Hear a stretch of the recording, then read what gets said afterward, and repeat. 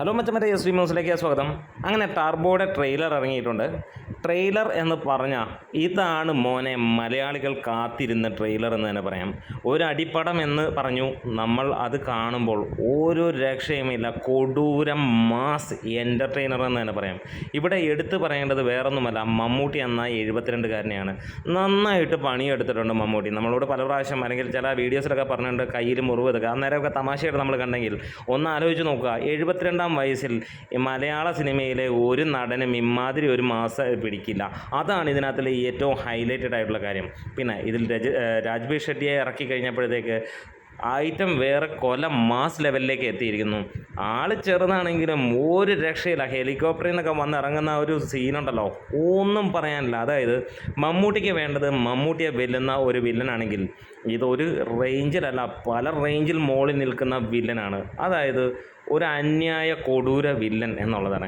ഒരുപാട് fight sequence ഉണ്ട് എന്ന് നമുക്കറിയാം. പള്ളിപ്പെരുന്നാൾ അടിയാണ് ഇതിനകത്ത് ഏറ്റവും ഹൈലൈറ്റ് ചെയ്യുന്നതായിട്ട് തോന്നുന്നു. കാരണം പലപ്പോഴായി ഈ അവർ തന്നെ ഇറക്കിയിരിക്കുന്ന പള്ളിപ്പെരുന്നാളിൻ്റെ പേരും പറഞ്ഞാണ്. ഇത് ഒരു രക്ഷയുമില്ല. എന്താണ് ഒരു എലിമെൻ്റ്, അതായത് ഇതുവരെ നമ്മൾ കണ്ടത് നടനായ മമ്മൂട്ടിയായിരുന്നുവെങ്കിൽ ഇപ്പോൾ കാണാൻ പോകുന്നത് താരമായ മമ്മൂട്ടിയാണ്. പക്ഷേ സല്യൂട്ട് അടിക്കുന്നത് വേറെ ഒന്നിലുമല്ല, ഈ ഒരു എഫേർട്ടിന് തന്നെയാണ്.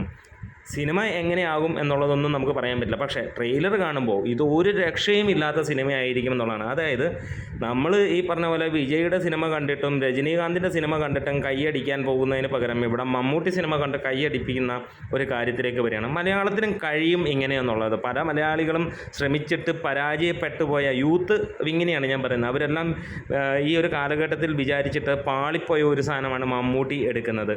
ഈ 72 വയസ്സിൽ അങ്ങേര് അത് ചെയ്യുമ്പോൾ, മമ്മൂട്ടി കമ്പനി അത് ചെയ്യുമ്പോൾ ഒന്നും നമുക്ക് പറയാം, ഒന്നുമില്ലാതെ അങ്ങേര് ഇതൊന്നും ചെയ്യാൻ പോവില്ല എന്നുള്ളത്. കാരണം ഈ ഹാർഡ് വർക്ക് തന്നെയാണ് മമ്മൂട്ടി എന്ന പ്രതിഭാസത്തെ, നടനെ എന്നല്ല നമുക്ക് പറയാം, പ്രതിഭാസത്തെ നമ്മളുടെ മുന്നിലേക്ക് എന്നും നമ്പർ 1 ആക്കുന്നത്. മമ്മൂട്ടിയെക്കാളും മികച്ച നടന്മാരുണ്ടാവാം, മികച്ച ആക്ഷൻ ആളുകളുണ്ടാവാം, എല്ലാം ഉണ്ടാവാം. പക്ഷേ എല്ലാം കൂടെ ചേരുന്ന ഒരു മികച്ച നടനേക്കാണെങ്കിൽ അത് മമ്മൂട്ടി മാത്രമേ ഉള്ളൂ.